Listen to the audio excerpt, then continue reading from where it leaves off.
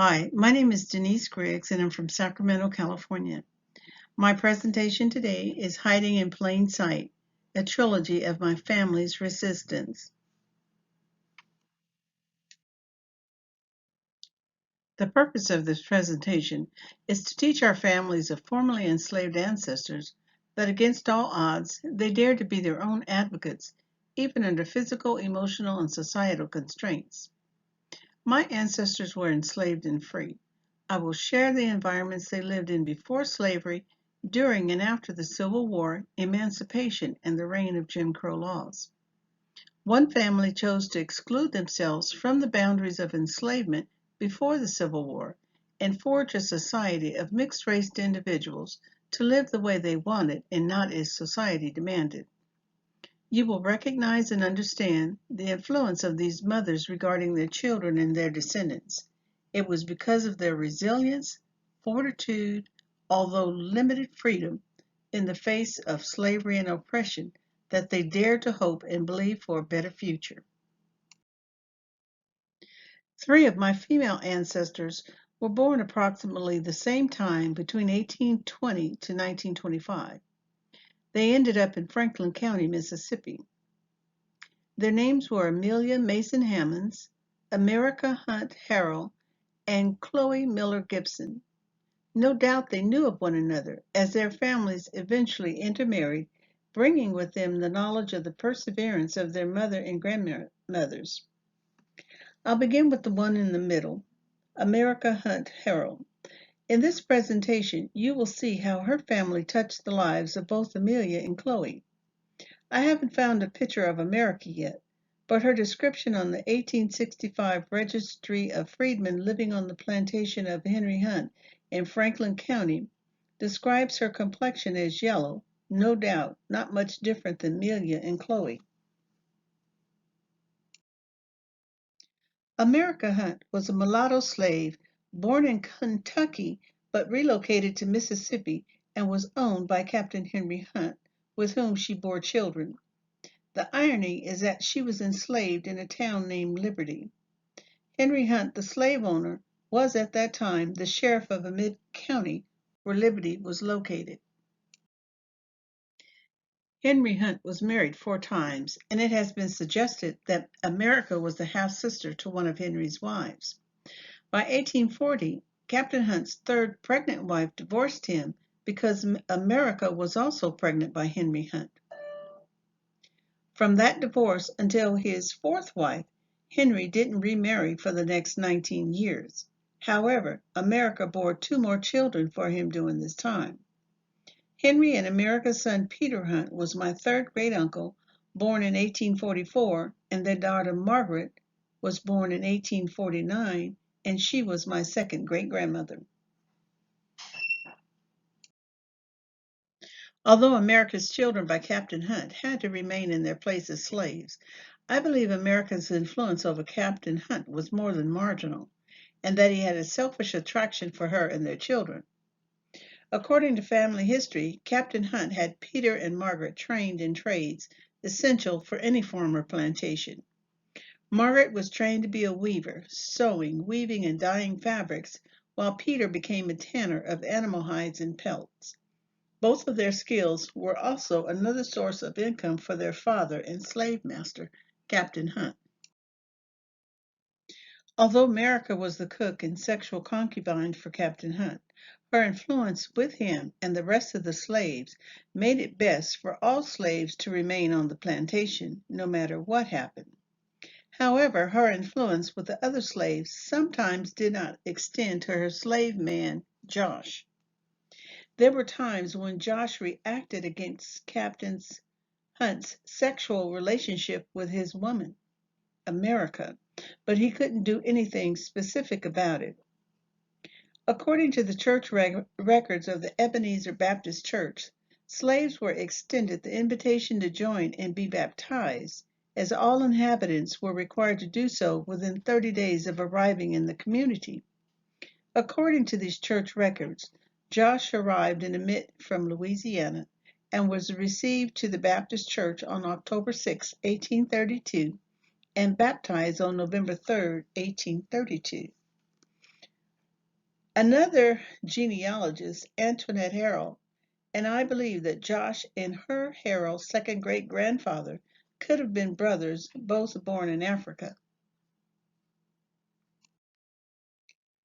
The Ebenezer Church records from the years 1840 to 1845 state that Josh was put out of the church, brought back in, excluded again, and brought back in again. In 1840, Josh was accused of misconduct and stealing. Amazing that Josh wasn't killed or sold, even though Captain Hunt was never accused of the same things done with America. 5 years later, in 1845, Josh was restored to the church after America gave birth to Peter Hunt in August 1844. Still, America gave birth again to Henry Hunt's daughter, Margaret, in 1849. America had to walk a tightrope with Captain Hunt to keep her family intact, due to Captain Hunt being a selfish and self-absorbed person. Records reflect that Henry was the only son of an Irish immigrant, the youngest sibling to six sisters. His father was a Revolutionary War patriot. He became a captain during the War of 1812, taking a slave with him to attend to his needs. He subsequently became sheriff. He bought and sold slaves and placed ads for runaway slaves. He owned property reflected in the land and conveyance records of Mississippi while increasing his personal value. When he didn't give one of his sons his inheritance from his mother, his son got drunk and tried to kill him. Foiled, his son killed himself in jail. Henry Hunt tried to fight off Union troops who came to his property during the Civil War and was beaten half to death. His letters to his granddaughters during and after the Civil War proves this selfish point. In his will in 1870, he bemoaned the loss of his property, his slaves, by the government. On this document, Henry Hunt, by 1836, was selling lots of slaves, over 700 acres of land, and he gave the number as well as their jobs that they were good at. After emancipation in 1863, America and her family remained on Henry Hunt's property. In January 1864, no doubt she encouraged their son, Peter, to leave and take the new opportunity presented for him to join the United States colored troops. For his Hunt father, it was now brother against brother during the Civil War. In this 1865 document, America and her family were still living and working on the property of Henry Hunt, their former slave master, as noted on the Registry of Freedmen living on the plantation of Henry Hunt in Franklin County, Mississippi. This registry also lists many of my ancestors, such as Deck and Amanda Hunt, who were my second great-grandparents as well. Peter was not listed on the Freedmen's Register because he was a soldier now stationed in Natchez with the United States colored troops. His sister Margaret, their mother America, her husband Josh, and their three daughters were listed along with their occupations and skin color. America's influence over her children was stealthy and intriguing. When the 1867 law gave African American men the right to vote, even under uncertainty, both Peter and my second great-grandfather, Deck Hunt, registered to vote as citizens and free men. Now free to take advantage of another opportunity, Peter purchased over 157 acres of land in 1874 and homesteaded it in 1881. His mother America, she too purchased over 39 acres of land in 1883 and homesteaded it in 1892. Within 9 years, America with help built a 16-foot square log cabin with a bed, burial, chair, 3 log corn cribs, planted corn and potatoes on 15 acres of land because the rest of the land was piney woods. At age 70, at the time of her homestead filing, her possessions were 100 bushels of corn, 50 bushels of potatoes, plows, hoes, a turning plow, a weeder, one horse, 5 heads of cows, and one yearling. Her land, home, and corn cribs total values were $130. In today's market of 2021, its value would be $3,757.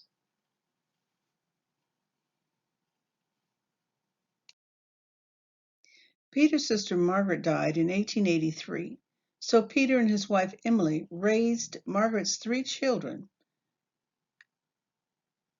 Eula, Abel, and Hun. And the Sexton records of Adams County, which is Natchez, reflects the death of Margaret on November 16, 1883. She was 36 and died of convulsions, and buried in the colored ground in the Natchez Cemetery instead of being shipped to their home. America, and his wife Emily of 29 years died. Alone and a disabled pensioner, Peter married a woman half his age. The marriage barely lasted 1 year before they divorced. His last wife was Rebecca Wilson Gibson, a mulatto woman from Freewoods, Mississippi. She had never been enslaved in her life. Peter picked up some of his father's selfish habits as listed in his pension, so this marriage didn't make for a good match. Their differences caused them to separate 5 months after their marriage. Rebecca was also a daughter-in-law of Chloe Miller. The next ancestor is Chloe Miller Gibson of Freewoods, Mississippi. Chloe Miller was a white and Native American woman. Her father was John Wiley Miller, who immigrated from England to Virginia to Mississippi, where Chloe's mother Charity died along the way. John Miller intentionally didn't own slaves. Doing so caused a rift in the community, so he purchased land in rural Franklin County, Mississippi to farm along with his sons. His son and nephew are recorded as owning a few slaves.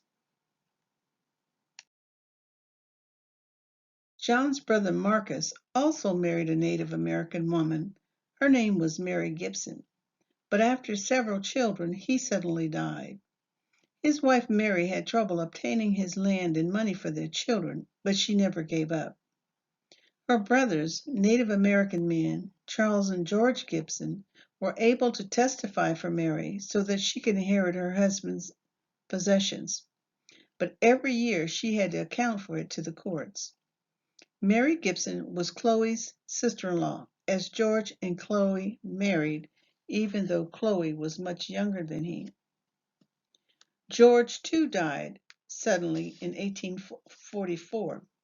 Although married to George, Chloe never changed her name for Miller, nor did she remarry. Even though she later had other children, she remained a Miller.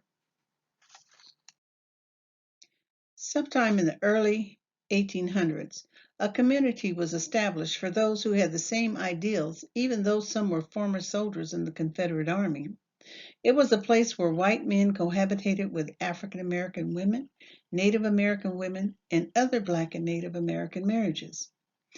This community specifically guarded against interference because everyone who lived there was free, hence the name Freewoods. It was located between Natchez and Crosby, Mississippi. Other people were allowed in, whether on the run or not, hence the name Freewoods. They all had children, but without slavery. Although isolated, it was a very well protected community, and they resisted all threats against their family from terrorist groups like the Ku Klux Klan and individuals looking to rob the Native American burial mounds. Some tried and never came out, or never came back. Most married of the children born within this community also married within this community. By 1860, other families were Havertz, Huff, and Wilsons. A former Confederate soldier had a mulatto son and grandson, but they were never enslaved. His grandson's name was Jeff Wilson, and he married Lupice Pickett, the granddaughter of America Hunt. Her mother was Harriet Hunt Harrell Pickett, the half-sister of Peter and Margaret Hunt.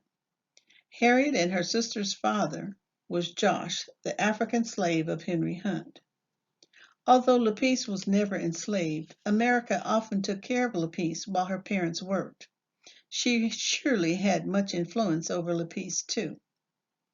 Harriet became a midwife after emancipation and carried a shotgun and a Bible. To keep their families and community safe, she recognized many of the white families by their voices since she delivered their babies, while her husband, Jake Pickett, made horseshoes for most of the county. He knew who the white Klansmen were by the secret insignia he put on their horseshoes. America's influence over her family and their desire to know freedom as well as to remain free carried into Jeff and Lupice's marriage and then on to their descendants. Their descendants never considered or thought of themselves as anything but free, no matter the times and circumstances. Whether through Reconstruction, Jim Crow era, and the ensuing world wars, Lupice was my fourth great aunt through America Hunt Harrell. Overgrown with dilapidated shacks and one Native American burial mound. The only thing left is the church that Chloe established, and the school is long gone, but the cemetery received its last inhabitant this past week. She kept the life and memory of Freewood's alive and passed the information to me to continue. I will always be grateful to my great aunt Flora Wilson Miller, who was buried in the Freewood Cemetery this past Sunday, April 18, 2021. Amelia Mason arrived in Franklin County, Mississippi, other than the census stating from 1870 to 1920 that she was born in Mississippi. On June 27, 1869, she married a former soldier in the U.S. Colored Troops by the name of William Layton Hammond. On the 1870 census, Amelia is living with Layton in the Ross family household, but there's no indication of their relationship. Several of the surrounding neighbors became interrelated with the Mason and Hammonds through marriage, such as the Starks, Norman, and Hunt families. When Amelia married Layton, she already had 3 children, Amanda, Ferdinand, and Mina Mason. By 1880, she and Layton had 4 more children. But there is a discrepancy as to Amelia's birth, whether it was in Mississippi, because her death certificate states that she was born in Virginia. She was 91 years old when she died. On both Amelia and Layton's death certificates, their parents' names are unknown. Amelia, along with her husband, became prosperous in a turbulent time in America. Amid threats of racism and violence, with little education, they worked and thrived together. Amelia and Layton took risks and every advantage they could, including Layton enlisting in the U.S. Colored Troops. They also purchased property, farmed, and taught their children its value.